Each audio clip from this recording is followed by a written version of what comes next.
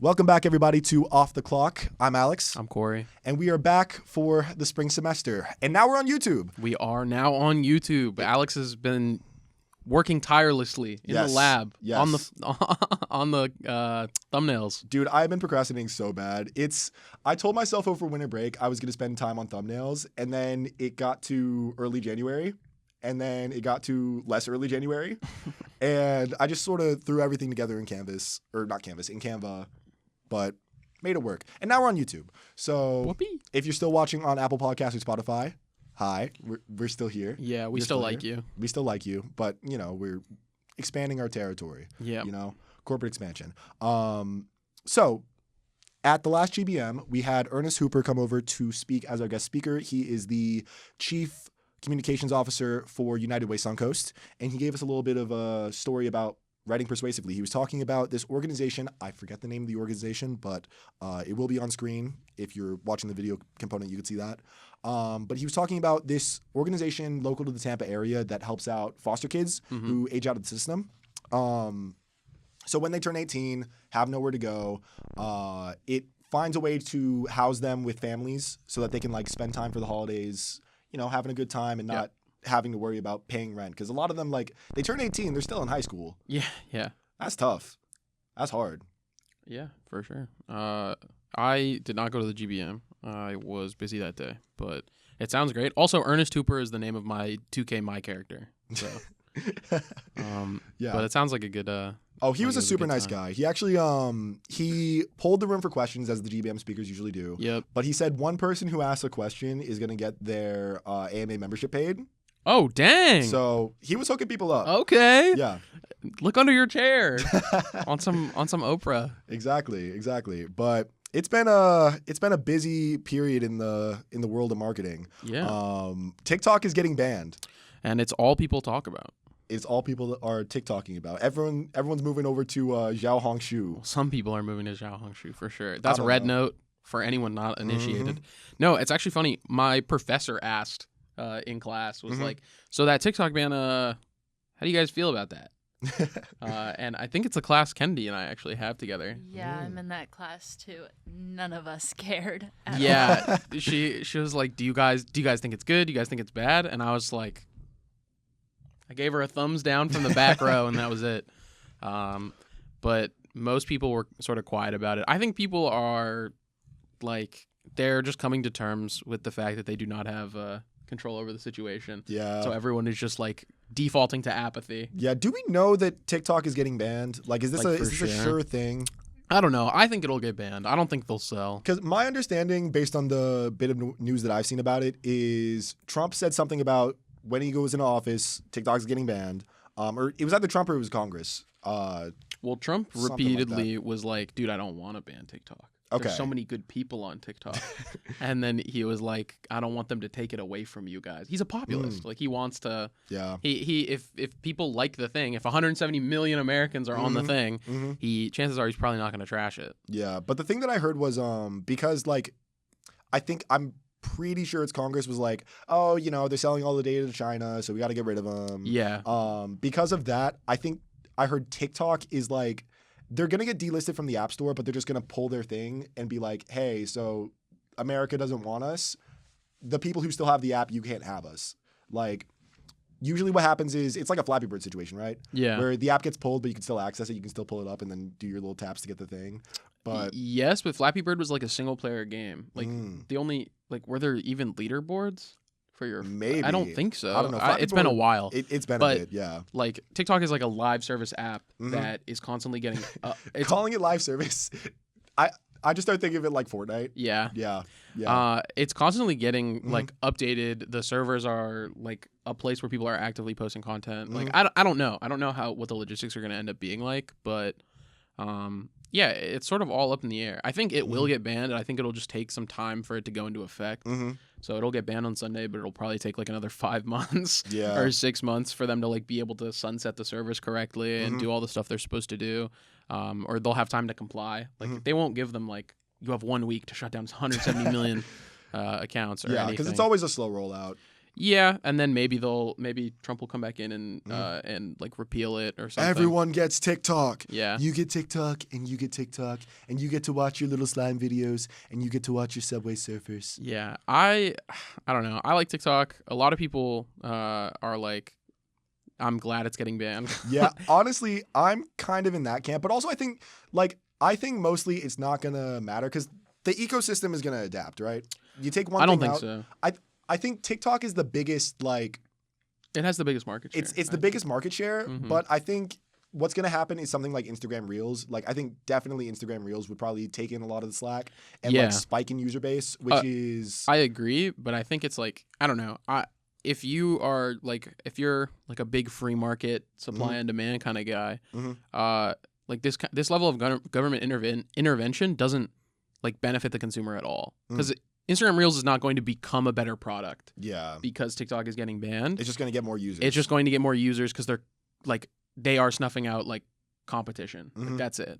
If Instagram, like, what I want is competition, Mhm. so that there actually becomes a better there becomes a better product. If Instagram Reels like didn't have the worst UI ever, if it had reposts, if it had like all the things that I wanted from Yeah. TikTok, then it wouldn't be a problem. I would just use Instagram Reels, but it doesn't have those things. I mean, because I think it a sucks. lot of these apps will tend to poach each other's features that are really popular, and like especially if TikTok gets banned, I think Instagram has no reason to not just take all the best features and be like, "Hey, you missed TikTok? Now we're TikTok." Yeah, I don't think they're gonna do that. I think they're just gonna take all the users and be like, okay, and now you're mine, and we don't have to do anything Yeah. anymore. Yeah, I think I don't know. It's too early to say right Mhm. now. It's all speculation from literally everyone, even like Mhm. journalists, even Yeah. like congresspeople, everyone. It's just all speculation. Mhm. I don't think they'll sell, but maybe. And I'm going on Red Note, baby. you're going on Xiao Hong Shu. We're you're going on Red Xiao Note. Hong Shu. Red Little Book. Okay, so the stuff I've been seeing about that has been like it's honestly like pretty peaceful. It's just like Yeah. random Americans talking to random Chinese people and like sharing their experiences with the world. It's like cultural exchange. It's very cute. All the Mhm. things that I see about Dude, it. it's like when the Berlin Wall went down. Yeah. You know? Or like when they played soccer between the trenches in like Mhm. World War One. Yep, because Christmas Day was a ceasefire. Yeah. Yeah. It's something like that. It's very cool. Mhm. Chinese netizens are adorable, man. I like to keep up with like Chinese netizens because Mhm. I think it's very interesting that they have their entire their internet access is in its own sort of bubble, and then the rest of the world is outside of that. Mhm. And so I want to see how it's like two petri dishes. Yeah. It's like how their culture like grows differently from ours, Mhm. and it is hilarious. Like obviously like the censorship that they have to deal with is pretty like rampant. Mhm. But the way that they get around it is also very funny. Yep. A lot of Chinese netizens, if you post something that is that gets censored, or you want to post something that's maybe not the best thing to post, that will get censored or whatever, a lot of them will use like their own version of like internet slang, Mhm. but it's exclusively Chinese internet slang, Mm. and it has become so widespread that I'm not joking. Old people cannot use the internet there. Like there was like an article that I read where it was like like China's government is like trying to curb slang online. Like it's like a cultural curb too. It's not like they're banning all slang. They're just like, hey guys, we should really speak like normally online. We should Yeah, speak, like why can't we should be speak, normal? Why yeah, can't we should just- speak respectfully online. And it's only because old people cannot figure out what anyone's saying. Literally cannot figure, because the sentences are kind of ridiculous. Because like if you get censored in China, as an example, people will say, I got crab clawed, because the word in Chinese for censor sounds like crab claw. Wait, that's so funny. Yes. So its sentences are like actually unreadable unless you know what they mean. Yeah, It's versus like in America, it's like instead of saying kill, I have to say unalive on Yeah, social media. So I yeah, don't get yeah, banned. But dude, they crab clawed like my servers, dude. no, it's literally like they crab clawed my pizza or whatever. And like old people are looking at the thing and it's like, I can't figure out what's happening. like, did you have like a lobster pizza? Right? And Yeah. it's all types of messed up. I wish I had more examples, but that's the one that I always think about. That's crazy. Yeah, Chinese netizens are adorable though. They're so they're so excited to talk to like Americans on Red Note. And there's a lot of idea exchange and a lot of cultural exchange going on. I saw a clip that it was just scrolling through the comments, and it was literally like there was this American guy that was like, somebody typed like a mean comment on, like both of them weren't posting, so it was like the American guy was just like, you should be nice. Yeah. He's like, you should be nice because this will affect your social credit. And the Chinese guy's like, no, it really won't.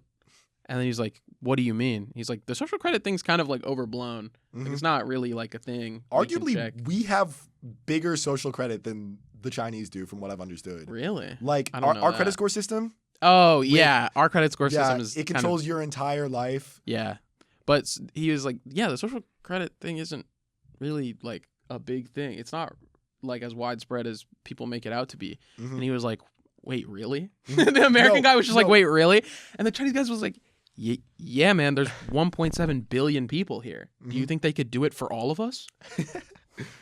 It's insane. No, it's crazy the way that like seeing this cultural exchange, seeing like the Americans talking to the Chinese people has like sort of deprogrammed a lot of propaganda that both sides have seen. Yeah. Where it's like a lot of the biased perspectives that Americans have of Chinese people, where it's like, oh, they're all communists, they all love Xi Jinping, they're all, whatever. No, they're just like normal. They're just people. normal dudes. They're just normal people who try to get online. Like specifically, I was like, there's a lot of threads on Rednote that are talking about or it's like AMA stuff, where it's like, as a Chinese person, what is one thing you want to know about Americans? Or as an American, what's one thing you want to know about Chinese people? And like, it's like, oh, in America, do you really have to pay for ambulances?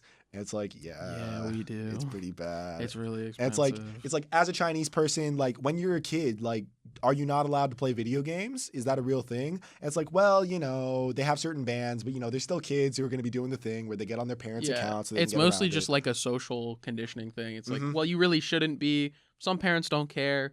Kids sometimes just play on their parents' accounts. Yep. Like it's really not. The crackdown isn't that crazy. Yeah, my favorite thing about it is just like, we're all the same. Yeah. If you really think about it. Everyone's just sort of the same. It's very sweet to see it happening in such like a divisive like political landscape. Just seeing like normal people connect and be like, you know what, I actually like this guy and this guy like me. Yeah. My favorite thing is seeing the flirting that's going on between Oh cross-cultural stuff. my God. It's random dudes see a beautiful Chinese woman. Yep. And they're like, ni hao beautiful. Yeah, ni hao beautiful swan.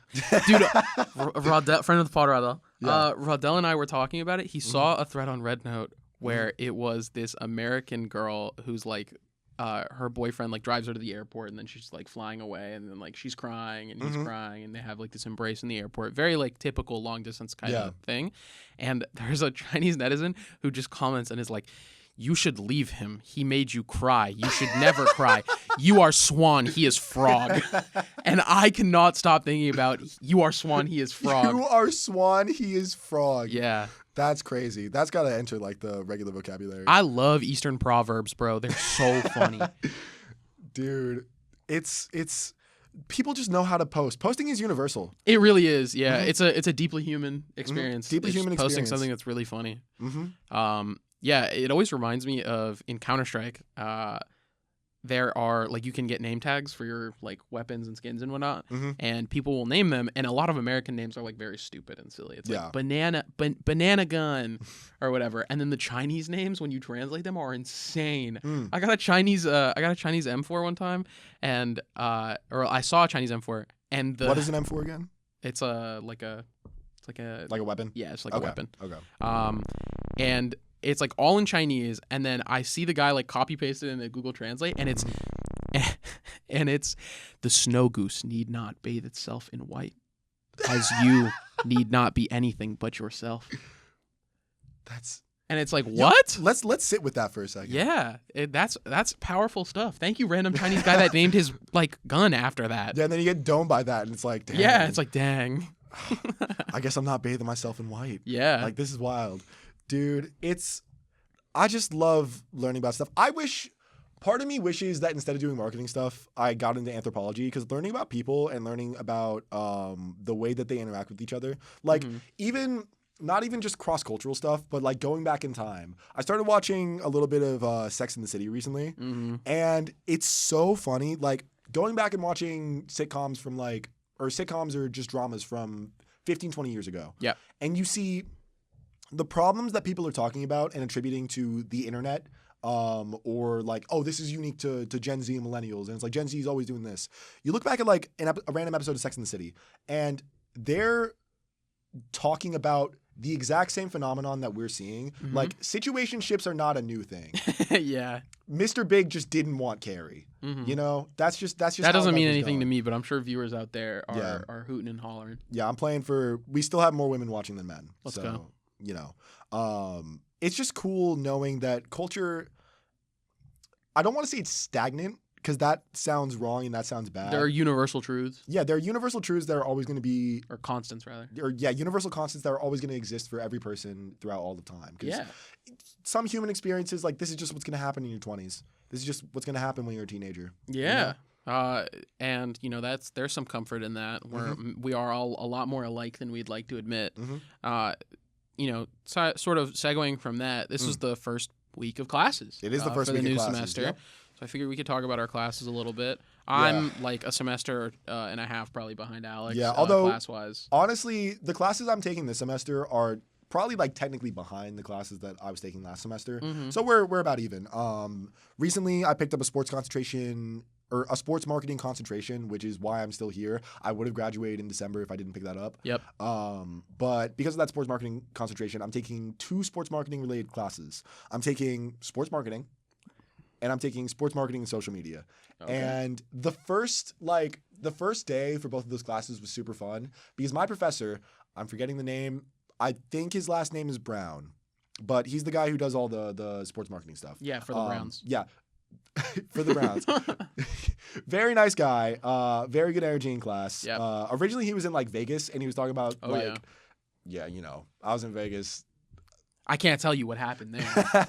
Stuff It was going stays in down. Vegas. Stuff was going down. But the icebreakers were fun because we were just talking about sports stuff. Yeah. And Oh my God, were you flexing your Derek White, the greatest ball player of all time? Derek White is the greatest ball player of all time. I can still drop my top 5, and it's the funniest thing. Dude. It lights up a room. Yeah, it really does. Okay. Like it gets the conversation Okay. moving. I'm not gonna dwell on this too long because I mentioned Sex and the City for the women. This is gonna happen to tune out. But top 5 all time basketball players: Bill Russell, LeBron James, Michael Jordan, Nikola Jokic, and the greatest bald player of all time, Derek White. I'm gonna freak out. Anyways, moving on to the class. Yep. We had a few different icebreakers, which were kind of cute. It was like, one of the icebreakers was, would you rather be the best of all time in your sport, Mhm. but never win a championship, Oh. or win the championship, but never get recognition? So it's like, yeah. Can you even say that you're the best in your sport without winning a championship, though? I think it was MVP instead of best of all time. but, Oh, okay. Yeah. What? So you want to be? You can either be Joel Embiid, or you can be any of the other guys on the Cavs. You could be Al Horford. Yeah. Yeah. Anyone on the Cavs when LeBron took them to the finals. Yeah. Dude, that starting 5 lineup, like the graphic. Mhm. It's random homeless guy, LeBron James, random homeless guy. Yeah. Like it's crazy. Yeah, sports marketing is cool though, because in the social media class on not the first day when we were not doing the icebreaker, Yeah. one of our projects is we're going to look at a sports organization and see all the social media posts and do a little analysis of it. And I convinced my group that instead of we had a few different ideas going around. You know, classic NBA, Yep. F1 was one of the ideas that we had. Oh, okay. And I think there was one other idea, but I said, low key, what if we cover WWE? Oh my gosh. No, It's like, because guys, crazy idea. listen.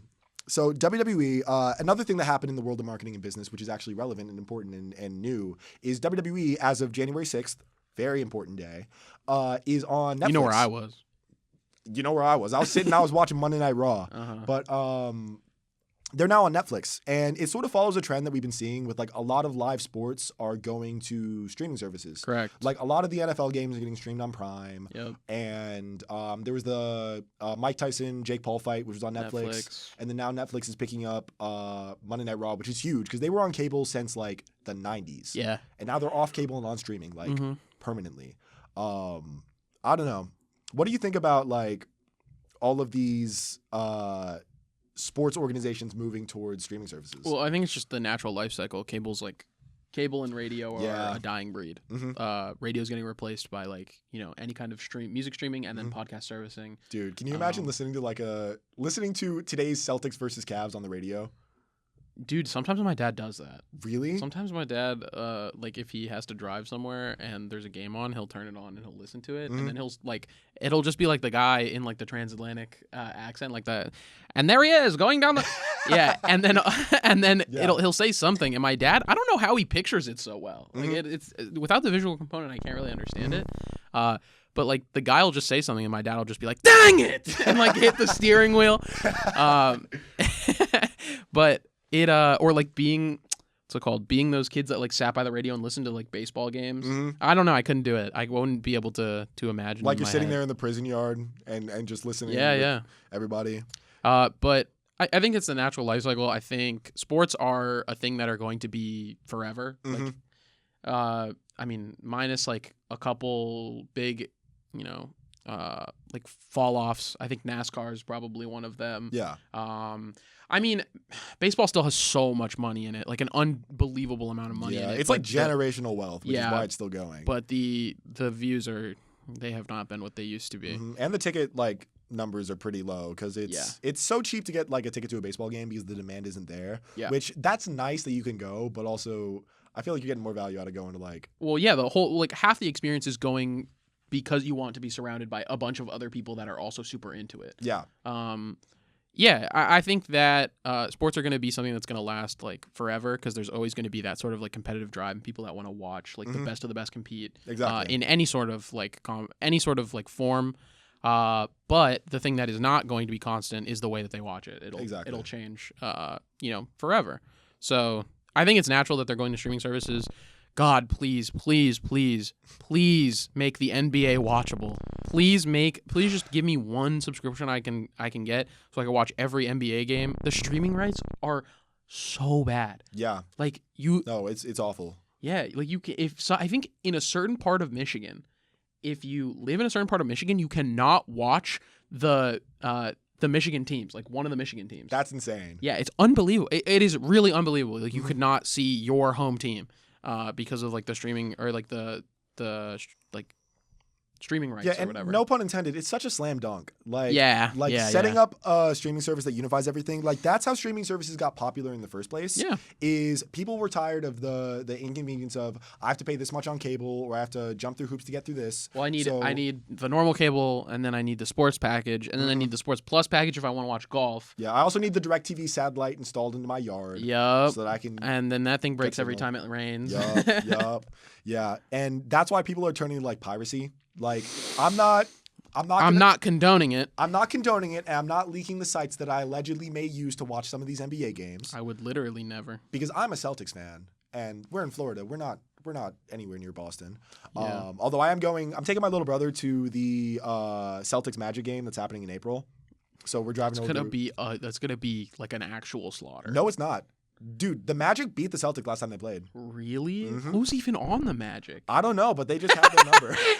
Like it's a bunch of random dudes going up against like some of the greatest of all time. Dude, Jason Tatum. I'm gonna freak out. He's the anomaly. Oh my god. Dude. That's so lame. Dude, the anomaly. He's not the anomaly. He's like a normal looking guy. Oh my if god. If anyone's the anomaly, it's Wembanyama. Yeah, his name is literally the alien. Yeah, because he's just built crazy. Anyways, enough yeah, basketball talk. Too much ball talk. But I'm going to that game. You have to make it accessible for people, otherwise they're not going to want to do it. Like that's the same reason that like I added this to YouTube. Partially was because I got told to by higher up. But also like no one really watches the video component of something on Spotify or Apple Podcasts. I don't even know if Apple Podcasts has a video component for podcasts. I don't think so, but whenever I like tune into the to the podcast every once in a while, I do watch the video component on Spotify. But yeah, I think definitely going to YouTube is where it's gonna the video component's going to be the most like viewed for sure. Yeah, and also YouTube's algorithm is so good. Even if people don't like it, I think it's pretty good. I love YouTube. Probably second to TikTok. R.I.P. R.I.P. maybe, because when this episode drops, you guys are actually gonna know if it's out, like if it's gone or not. Cause actually, this comes out on Monday, You might be seeing this past Monday, and then TikTok's getting banned on Sunday. We're recording this on Friday. Should be Sunday. Yeah. So let's see. I think personally with the TikTok situation, I think there's been such an opened up market for short form content. Like we sort of saw the beginning of it with Vine, and then that died, and then sort of short form went away for a little bit. But then now, like the fact that we have TikTok and also Instagram Reels and also YouTube Shorts, and everyone's brains are like fried to minimal attention spans. Yeah. Because everyone wants to see like this short form, accessible, easy content.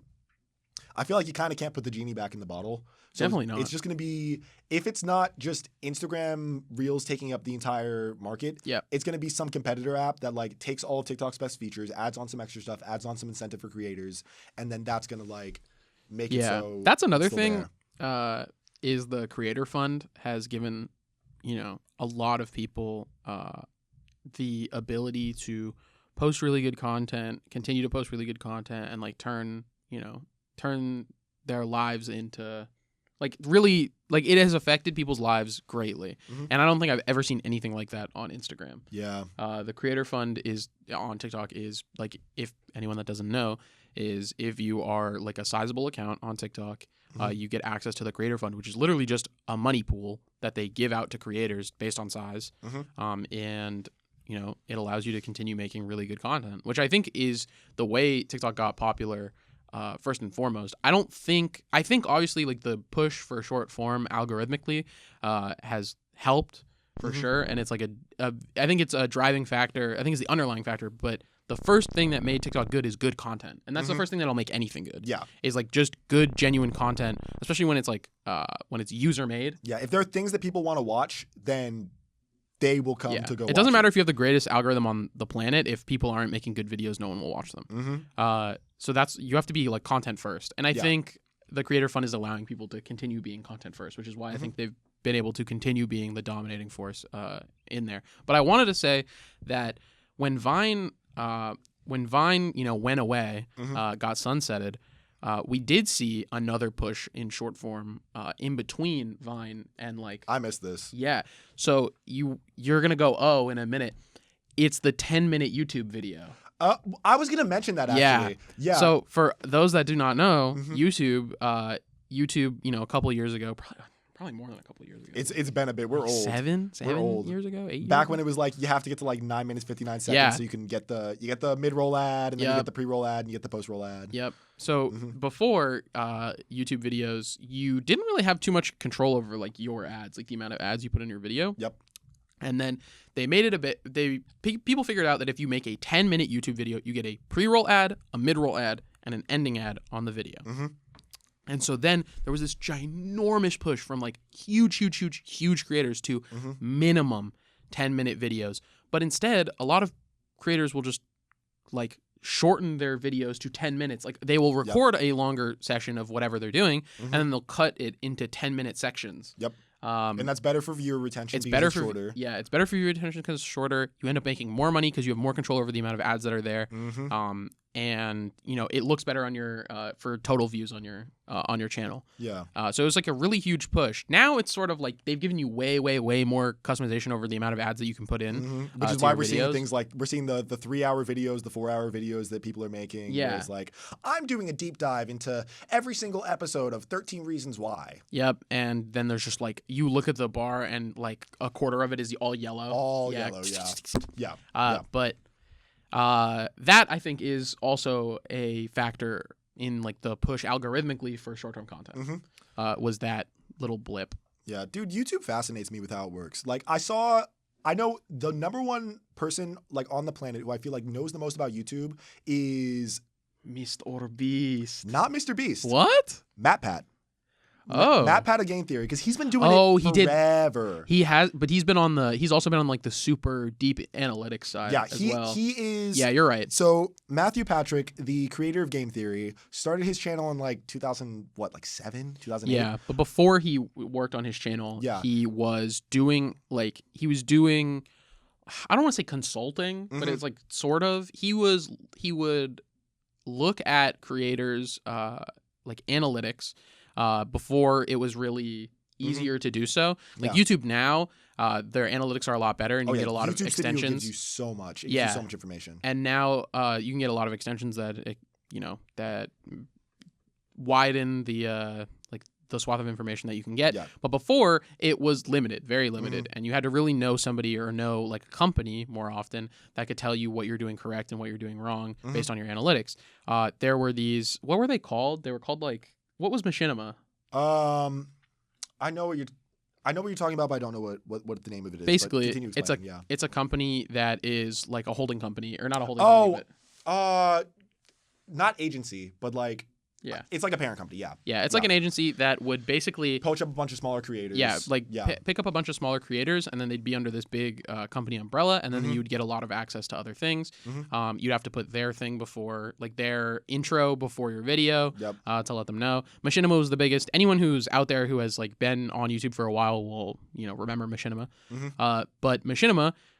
Matthew Patrick worked for Machinima in their like analytics department, and he did analytics for a lot of really, really, really big old YouTube creators. So like Smosh, he did. I'm pretty sure he did Good Mythical Morning. That sounds right to me. Yeah. But these are like old school, huge YouTube channels. Some like, of the initial biggest creators on the platform Yeah. that stayed big and then just grew. Anyway, he did that, and then he made Game Theory, and then Game Theory got wildly popular, wildly successful. He expanded it into multiple other channels. Food Theory, Fashion Theory. Yeah, Food Theory, Film Theory. Film Theory, I think, was the first one. Film Theory is Outside probably of the better game, yeah. one. Yeah. Yeah. But I agree. It's probably between Mr. Beast and Matt Pat. Yeah, would I say. think Mr. Beast is probably more knowledgeable about like modern day YouTube and what it needs to like how to keep a viewer's attention and make it so that it's like, have you seen the clip of these parents are playing Cocomelon for their kid,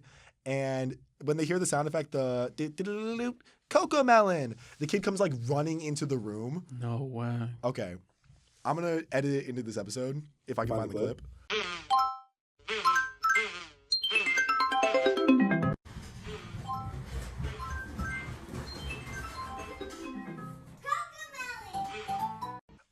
But it's like insane that these kids have like a sleeper agent code triggered into their brain Yeah. from Cocomelon. But I feel like Mr. Beast is on that side where it's like, I am going to build this to scientifically make it so your eyes do not leave my screen. Yeah. Versus Matt Pat's just like, okay, so YouTube is a business and we can optimize this a little bit. I'm gonna try and understand like everything about this. And there was an interview that he did with he might have talked about this in both, but it was either with Anthony Padilla of Smosh, Yeah. who he's doing his interview stuff now. He does good interviews. I He like does him. he does do really good interviews. Or it was with Colin and Samir, the other interview channel. They're okay. They're all right. They also did an interview with Mr. Beast where they talked about like YouTube meta and stuff like that. But he broke down YouTube into like a bunch of definable eras where it's like, okay, this was the meta up until this point. This was the meta with the 10-minute video, and then Adpocalypse happened because PewDiePie said a slur. He was not very nice. He was not very nice, and all the ad revenue went away. Mm-hmm. And then now we're in like sort of, I think he said we're in like a Wild West type period where it's people are trying to deal with short form. YouTube is trying to push YouTube Shorts, but for creators, the incentives aren't necessarily there. Like same thing with live streaming, where it's like Twitch is still sort of eating their nachos, and it's way easier as a creator to grow and be visible and be noticeable on a platform like Twitch. Yeah, the user experience is much better on Twitch Exactly. than anywhere else, which is you need users to view your thing and to type in your chat, et cetera, et cetera. Mm-hmm. I just think it's super interesting seeing like the way that things change as technology adapts and as viewer habits like adapt. Yeah. So it's some of these people that I really wish would actually make a book. Like make a book, not just hire like a writer. Yeah. Because I am interested in all these things, and I think the people. I saw a quote that was like the people who would like the people you want to learn from, and the people you want to learn from, and the people who would write the best books are all too busy to do it. Yeah. And I agree. Like, I want all these people who are like very knowledgeable about the YouTube game. I'm not like even posting. I think it's very interesting because it's something that has affected and has been like a factor in my life for so long. I've been watching YouTube forever. But yeah, it is sort of a Wild West period. I can definitely agree because there's so much because Gen Z is like getting a little bit older. Yeah. And what they want is very, very different from Gen Alpha. Bro, we got a new generation now. Gen yeah, Beta Gen kids are Beta. starting. Gen Beta kids are being born. If you're born today, you're Gen Beta. You're not even Alpha anymore. Yeah, that's crazy to think about. Mm-hmm. But there's like a lot of eyes on the platform, and it's pulling in a lot of different directions. Mhm. And then the company itself is also pulling in a bunch of different directions. Like you said, like YouTube wants to do shorts. YouTube wants to do like there is still a push for like long form like video essays. Which I think that's what the platform is specialized for. Is like I think YouTube is at its best when it's supporting long form content, but also I'm fine with it being a host for like movies and like a player for because I think YouTube has the best player out of any it's not video close. site ever. It's not close. So facilitating that. Yeah. Yeah. All right. Well, we're running short on time. We are running low on time. So thank you guys for watching this episode. We're just going to plug a few things that are happening with AMA. So if you are involved in AMA, then show up to Scramble. Scramble is the 31st of January. It's on MacDill Air Force Base. It's our golf tournament. It's our annual golf tournament. So if you are involved in AMA, if you know people who are golfers, tell them. If you Yes. are a golfer, come. yes. If you bring people who are golfers and you're a member, then you get incentives towards ICC, which is our big conference thing in New Orleans that's going to be happening in, I believe, March or April.